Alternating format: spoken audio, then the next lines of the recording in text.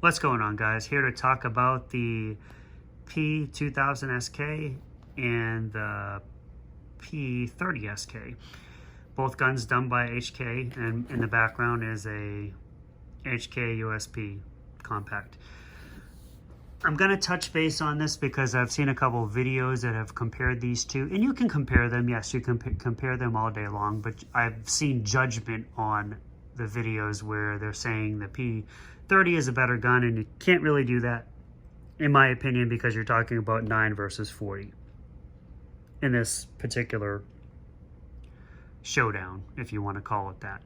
And I can't even say that it's a showdown because when it comes to factuality, I can get the same results at the range on paper with either one of these guns. I can take both these guns to the range and I can shoot them back to back, and I can get from 7 yards to 15 yards to all the way back to 25 yards.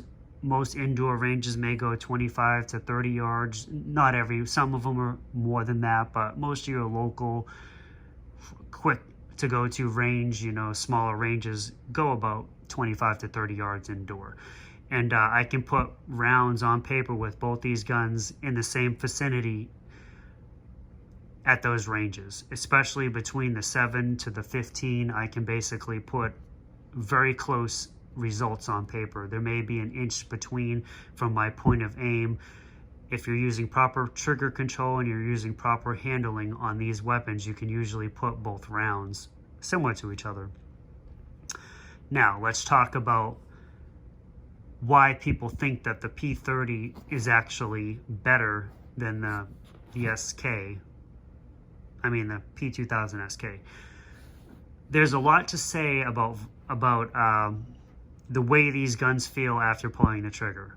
I can probably shoot this gun all day long, the p30sk. I could probably put 200-300 rounds and not feel a thing.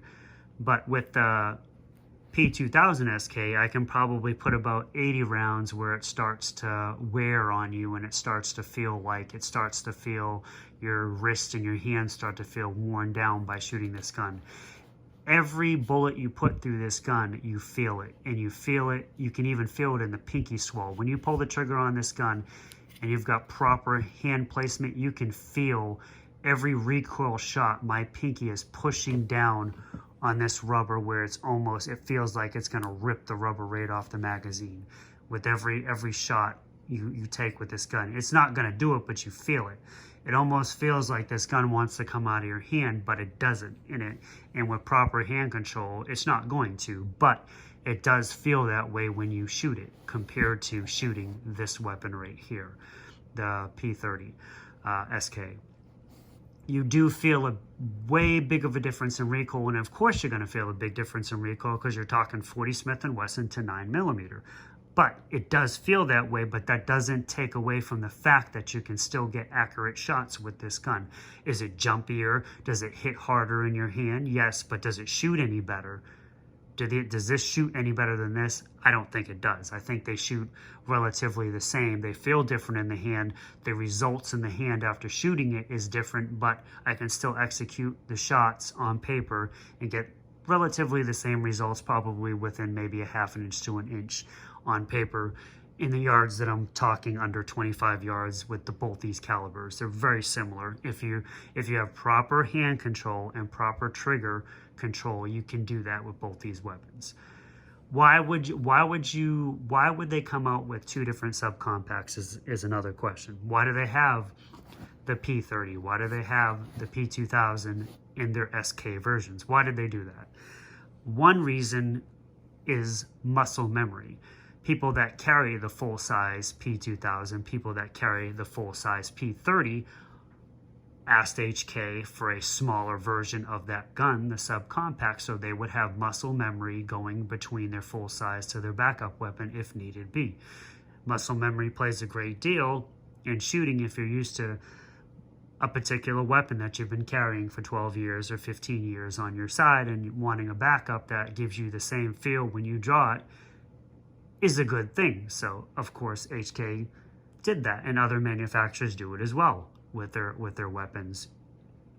It's not just HK that does that, But that's why you have multiple versions of subcompacts. You have the SK2000, you have the VP-SK, you have the P30. You have different model guns in the SK version, and they do that for the people that carry the full-size version and they want the drop down of that in the subcompact. That isn't the only reason. Also, you may be strictly a subcompact shooter, and having two different calibers is also a great thing too, because with the ammo shortages of today, you can sometimes find 40 and you can sometimes find 9mm, and having them both will always give you the availability to carry a gun, having ammunition for it and having backup ammunition for it, and not having to worry about, well, if I shoot this, I'm going to have no ammo left to shoot, because ammo, let's face it, is getting very hard to find. I mean, you can still get it online, but mostly where I live, it's hard to find in stores. And when you find it, you better buy it that day, because if you come back the next day, it's going to be gone, because somebody's going to come in and buy it all, because it's so scarce right now. But having two different ammo gives you the availability to, if you walk in that store and they got 9, you've got ammo for that 9. If you walk in the store and they got 40, you got ammo for that 4. And I haven't walked into a store yet in the past year that has had both on the shelf. They either have one or the other in some other calibers, and sometimes they just have 9, and sometimes they just have 40 and nothing else. You know, it's even getting hard to find shotgun shells where I live. It's pretty ridiculous. But you can get it online, like I said, but having two different calibers in a subcompact gun, if you strictly want to only carry subcompact guns, is a good thing. But in my comparison, these guns are both great guns. I get the same results of them on paper, maybe a little bit different, but close to the same results. I feel comfortable, and I feel, I can't say the word, but I feel like I can do what I need to do with both these guns. I have that confidence. There you go. Confidence with both these weapons that I'm going to get the same results, and I'm going to walk away, if need be, from a shooting with either one of these weapons. And I'm going to shoot whatever I shoot at, it's going to hit, and I'm going to be able to survive that event with either one of these weapons. I don't think one is better than the other as far as reliability, as far as putting rounds on paper, but I do think in handling and longevity of shooting at that particular moment, you're going to get a better experience out of the P30 versus the P2000. Does that make this a worse gun? No, it just makes, the facts are that this is a snappier gun, and it's going to wear on you more than this 9mm. You know, but you're going to get more takedown out of the 40 versus the 9, but you're going to get a better shooting experience out of the 9. A more comfortable, not better. Some people like that heavy hit in their hands, and I don't have a problem with it, but I do feel that this is a more comfortable shooting weapon. So there we go, my comparison of the p2000sk versus the comparison of the p30sk, and that's just where I'm sitting at with both of these guns. And if you're wondering what that is the USP Subcompact M40, one of my favorite guns that I carried for such a long time, and I still carry it. I'll switch between, these are my 3 most carried guns that I carry every day. One of these guns will be on my side. If you see me, I will have one of these 3 when I'm not on duty using my duty weapon. So that's it, guys. That's just a 8-minute video or 9-minute video on my opinions of these 2 firearms. Guys, take it easy.